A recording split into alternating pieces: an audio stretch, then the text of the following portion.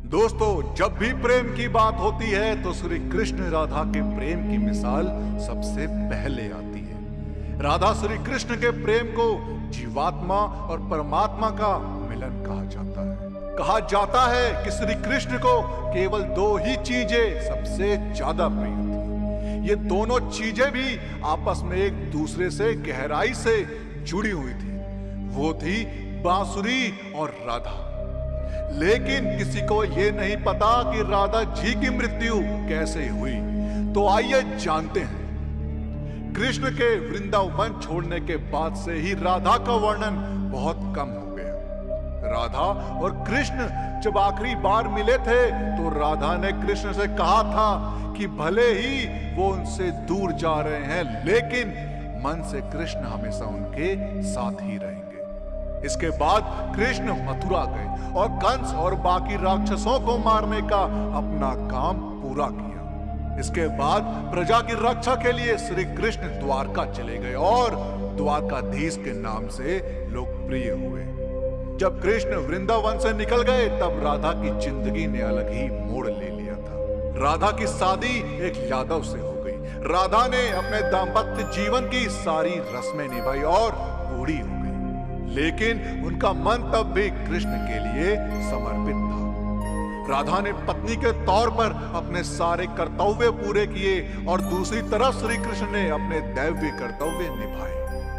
सारे कर्तव्यों से मुक्त होने के बाद राधा आखिरी बार अपने प्रीतम कृष्ण से मिलने गई। तब वहां द्वारका पहुंची तो उन्होंने कृष्ण के रुक्मिणी और सत्यभामा से विवाह के बारे में सुना, लेकिन वह दुखी नहीं हुई। जब कृष्ण ने राधा को देखा तो वह बहुत प्रसन्न हो गए। दोनों संकेतों की भाषा में एक दूसरे से काफी देर तक बातें करते रहे। राधा जी को कान्हा की नगरी द्वारिका में कोई नहीं पहचानता था। राधा के अनुरोध पर कृष्ण ने उन्हें महल में एक देविका के रूप में नियुक्त किया। राधा दिन भर महल में रहती थी और महल से जुड़े कार्य देखती थी। मौका मिलते ही वह कृष्ण के दर्शन कर लेती थी, लेकिन महल में राधा श्री कृष्ण के साथ पहले की तरह का आध्यात्मिक जुड़ाव महसूस नहीं कर पा रही थी। इसलिए राधा ने महल से दूर जाना तय किया। उन्होंने सोचा कि वह दूर जाकर दोबारा श्री कृष्ण के साथ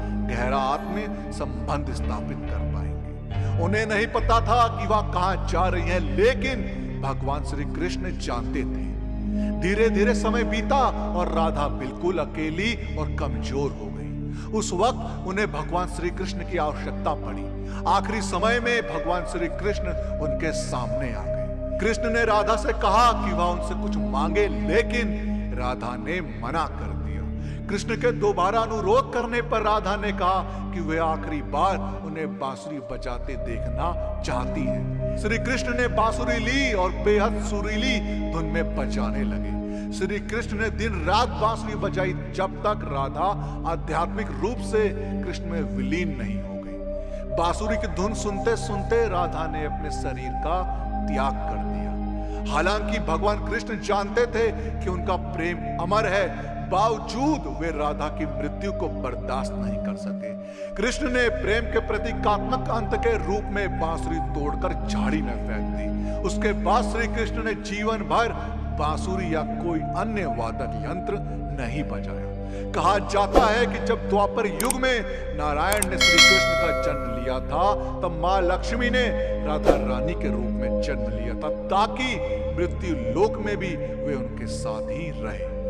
दोस्तों, आपका राधा जी की मृत्यु के बारे में क्या कहना है, हमें कमेंट्स के माध्यम से जरूर बताएं। और इस वीडियो का पार्ट 2 चाहिए हो तो कमेंट्स में पार्ट 2 जरूर लिखें। और साथ ही साथ अगर आपको हमारी आज की वीडियो पसंद आई हो तो टारगेट रखते हैं 5000 लाइक। अब 5000 लाइक इतने ज्यादा तो है नहीं, तो इस वीडियो को लाइक और शेयर करना ना भूलें। और जिन लोगों ने अभी तक हमारे चैनल को सब्सक्राइब नहीं किया, उनसे मेरी गुजारिश है कि हमसे जुड़े रहने के लिए और ऐसी ही और भी वीडियोस देखने के लिए हमारे चैनल को सब्सक्राइब जरूर करें।